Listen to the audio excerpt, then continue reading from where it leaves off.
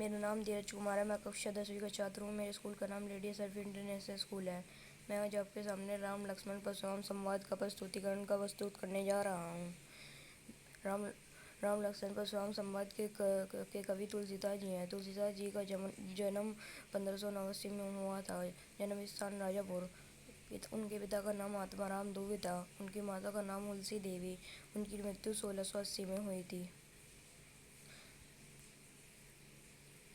परशुराम जी का जीवन परिचय। भगवान परशुराम जी का जीवन परिचय। परशुराम जी भगवान शिव के बहुत बड़े भक्त थे और उन्हें शिव जी से एक फरसे का वरदान के रूप में प्राप्त था। यही कारण है कि उनका नाम परशुराम है। शिव जी ने उन्हें युद्ध कौशल भी सिखाया। वे ऋषि जमदग्नि व रेणुका के पुत्र थे। जब वे छोटे थे तभी से वे एक गहन शिक्षार्थी थे और वह सदैव अपने पिता ऋषि जमदग्नि की आज्ञा मानते थे। परशुराम जी सबसे पहले योद्धा ब्राह्मण थे। यही कारण है कि उनकी ब्रह्मा क्षत्रिय, उनके माता रेणुका देवी जी क्षत्रिय थी। यसी लखनऊ बोले मृदुबानी, अहो मुनि सो महामटवानी। पुनि पुनि मोहि देखाओ कुटारा, चतुरावन फूके पहारो। यह कुंभड़ बतिया कोई नहीं, जे तजनी देखी मारी जाए।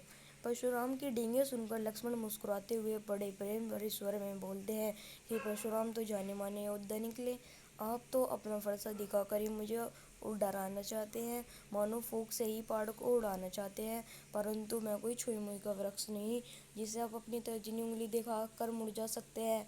मैं आपकी इन बड़ी बड़ी डींगों से डरने वाले में से नहीं हूँ। देखी कुटारो सरासन माना, मैं कुछ कहा सरिता भी माना। रघु सो समुझी जनेऊ लोकी, जो कुछ कहा सहु रिस रोकी। सुर महिसुर हरु जिन अरुगाई, हरे हरे हमरे कुल इन पर न सुराई। बंदे पापो अब कीर्ति हारे, मारता हूँ ना परिया तुम्हारे। कोटि कुलिस संबचनु तुम्हारा, व्यर्थ धरु धनुवान कुटारा। इन पंक्तियों में लक्ष्मण कहते हैं, मैंने आपके हाथ में कुल्हाड़ा और कंधे पर टंगे तीर धनुष देखकर आपको एक वीर योद्धा समझा और अभिमान पूर्वक कुछ कह दिया। आपको ऋषि भृगु का पुत्र मानकर एवं कंधे पर जनेऊ देखकर आपके द्वारा किए गए सारे अपमान सह कर लिए और क्रोध की अग्नि को जलने नहीं दिया। वैसे भी हमारे कुल की यह परंपरा है कि हम देवता, ब्राह्मण, भक्त एवं गाय के ऊपर अपनी वीरता नहीं आजमाते। आप तो ब्राह्मण हैं और मैं आपका वध करूं तो पाप मुझे ही लगेगा। अगर आप मेरा वध भी कर देते हैं तो मुझे आपके चरणों में झुकना पड़ेगा। यही हमारे कुल की मर्यादा है। फिर आगे लक्ष्मण कहते हैं कि आपके वचन की किसी वज्र की भांति कठोर है, तो फिर आपको इस कुल्हाड़े और धनुष की क्या जरूरत है। जो बिलोगी अनुचित केयु, क्षमो मोह मुनि धीर। सुनी सरोज भृंगवन सुनी, बोले गिरा गंभीर।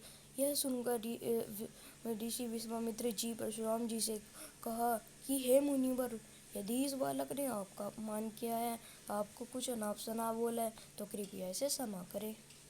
धन्यवाद।